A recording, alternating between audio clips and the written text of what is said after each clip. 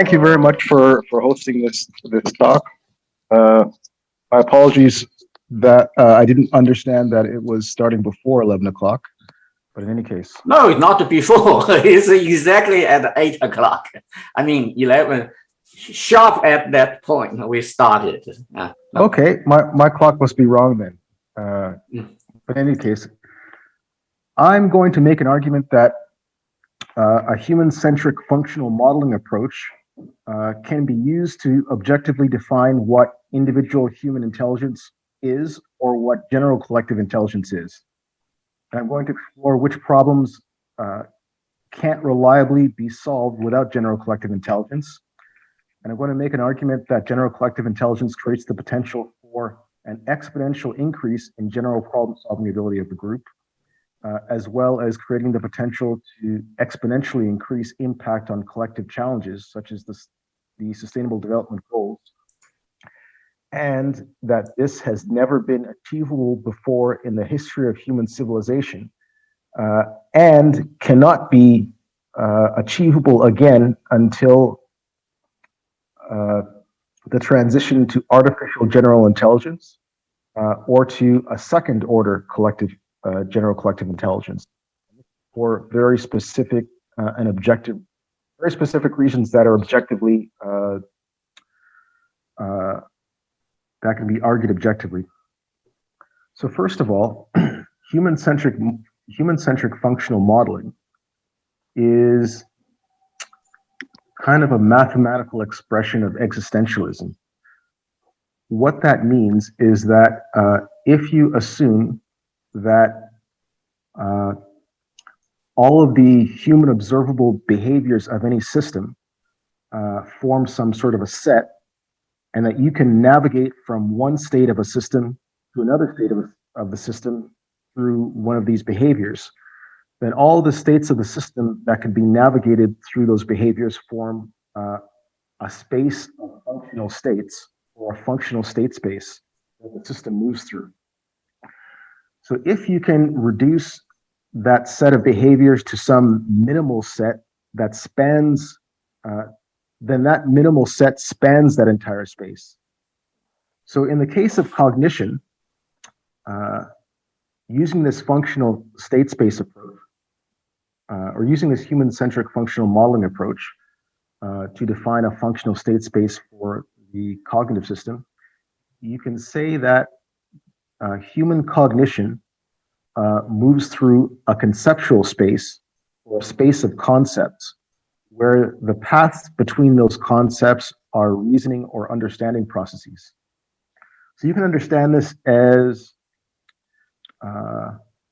if you can think of a massive lattice of concepts, each of those concepts connected to other concepts by some reasoning or understanding processes. So you can imagine this graph containing a network of these nodes.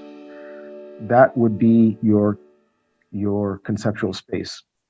Now, general problem solving ability in this conceptual space is the ability to navigate from an initial concept to some final concept through some reasoning or understanding processes. General problem solving ability is the ability to navigate from potentially any concept in that space to any other concept. Magnitude of general problem solving ability then becomes the volume of conceptual space that one can navigate per unit time.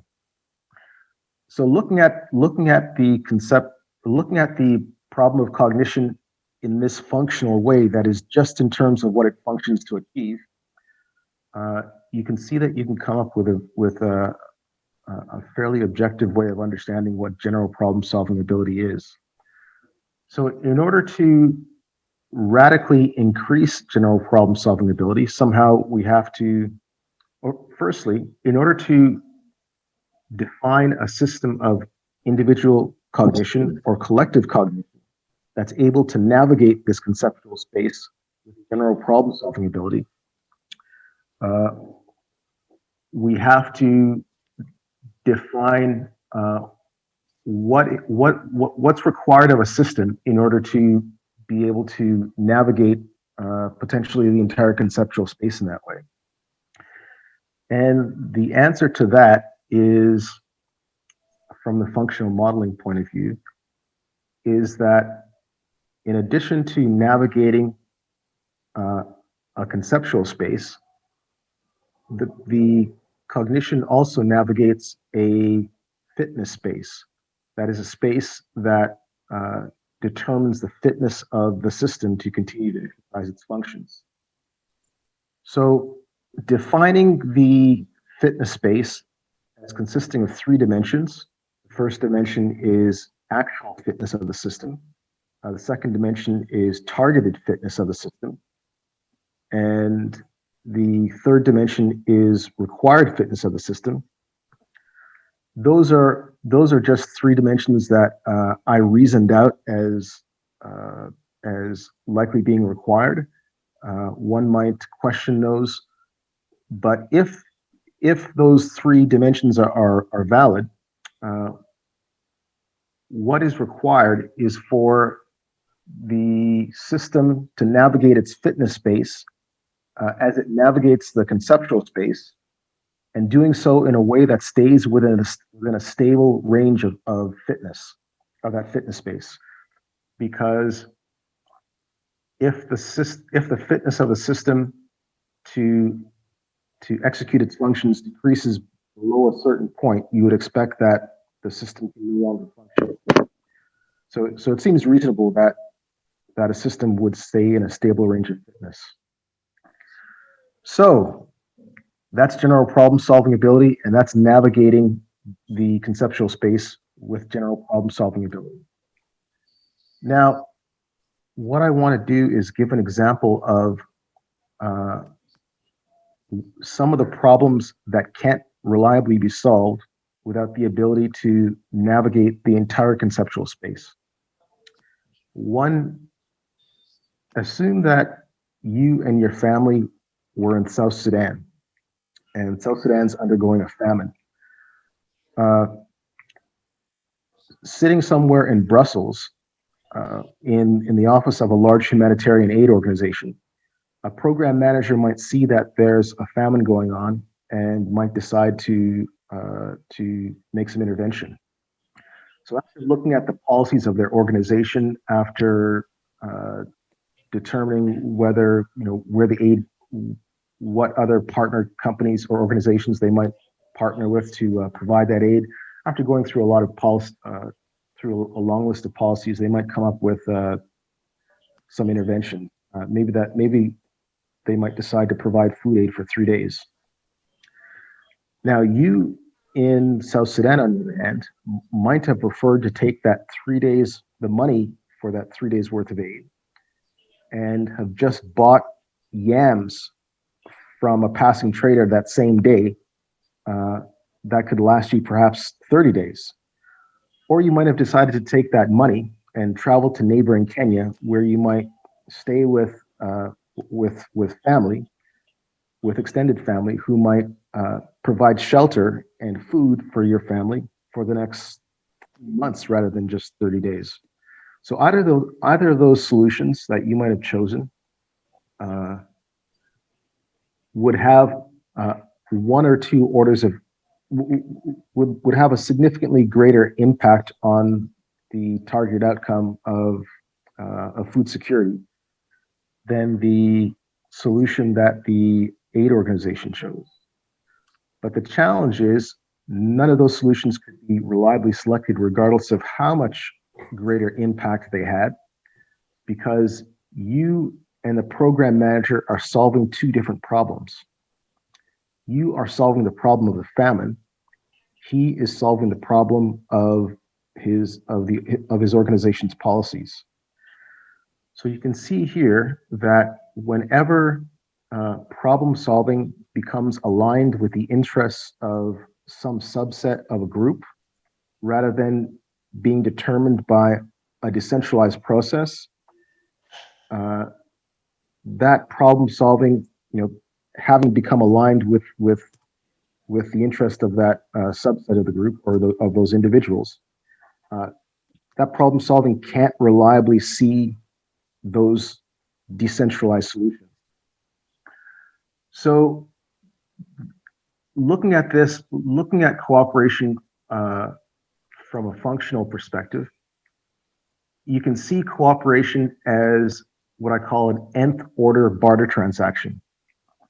So in a first order barter transaction, one person gives something to another person of approximately and receives something of approximately equal value. In an nth order barter transaction, the first person gives something to the second person, who gives something to the third person, and so forth up until the nth. So first order barter transactions we can easily negotiate and get into. They're very simple. However, as n becomes high, an nth order barter transaction becomes too difficult for human beings to negotiate. So any problem requiring an nth order cooperation that is represented by an nth order barter transaction is not reliably solvable when n is greater than any individual or is greater than the collective intelligence of the group is able to negotiate. Excuse me, Andy, are you using PowerPoint? Unfortunately, I don't have any. No, I'm not. Okay, so I just want to make sure if you are reading from one and we are not seeing it.